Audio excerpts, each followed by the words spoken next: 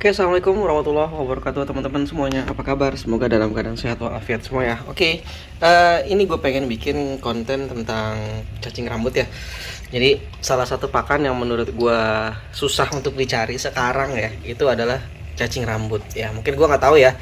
Ini gue posisinya ada di Aceh gitu, tapi sepengalaman gue di tempat-tempat lain pun lumayan sulit gitu, lumayan sulit berebutan. Kalau di sini biasanya berebutan. Nah ini gue malah beli dari luar kota Aceh nih, dari luar Banda Aceh ya. Jadi pesen ya kan lewat pakai mobil ya, pakai mobil terus dikirim, gua ambil di terminal ya.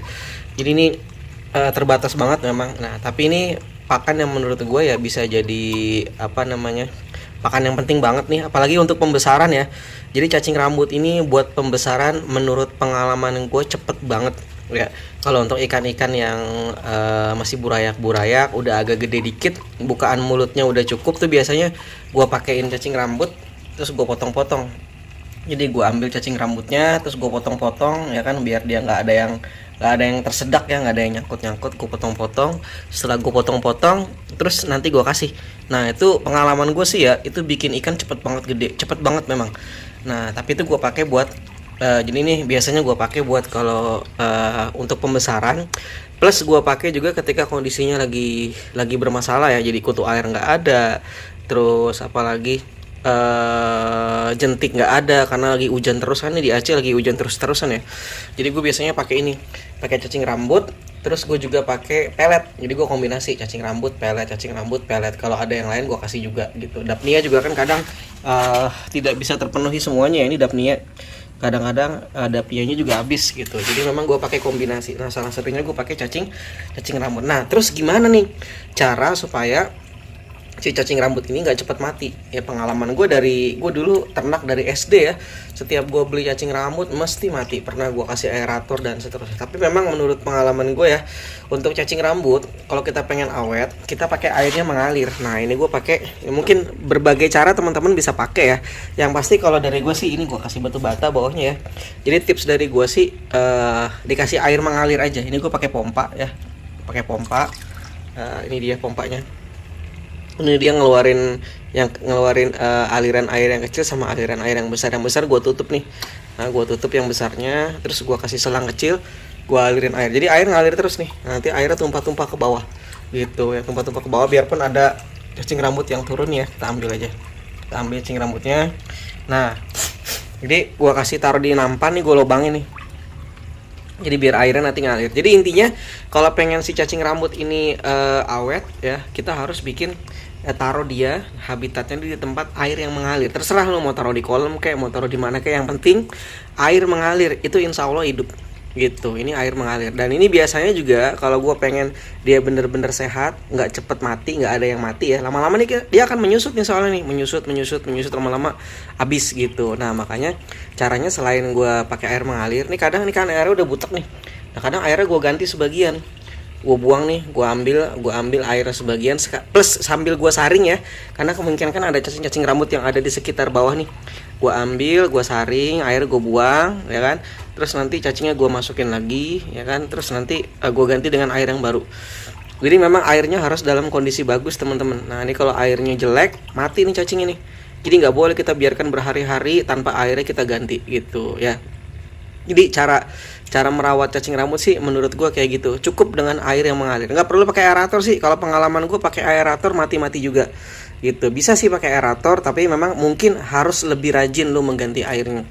Pengalaman gue sih cukup di air mengalir gitu, nggak perlu pakai aerator ya, pakai air mengalir ya. Semales-malesnya dulu gue waktu SMP pernah nyimpen cacing rambut itu sehari bisa 2 sampai 3 kali gue ganti air. Jadi air jangan tinggi-tinggi ya, seukuran dia aja segini nih aja, jangan usah tinggi-tinggi ya kan.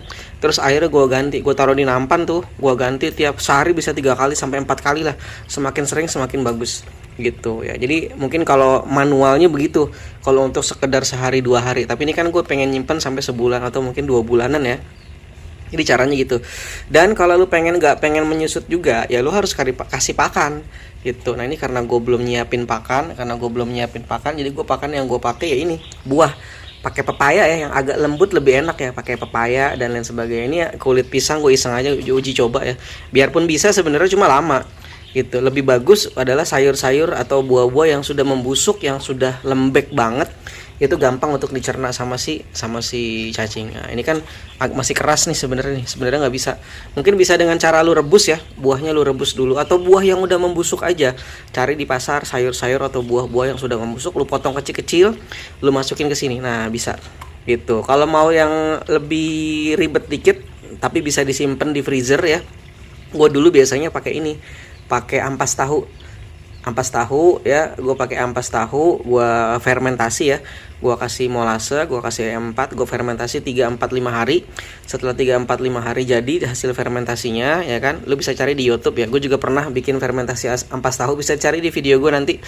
Gue bikin ampas tahu, gue fermentasi. Sebenarnya kalau nggak difermentasi bisa aja, cuma cepet bau airnya gitu dan kurang bagus ya. Jadi memang bagusnya difermentasi dulu semingguan lah, nggak nyampe lah kira-kira. Nah, nanti hasil ampas tahunya tadi, kalau teman-teman punya freezer dengan tempat yang agak luas, teman-teman bisa simpen tuh.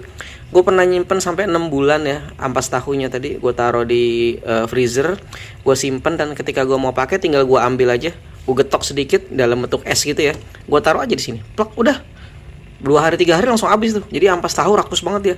Kalau pakai ampas tahu cepet banget.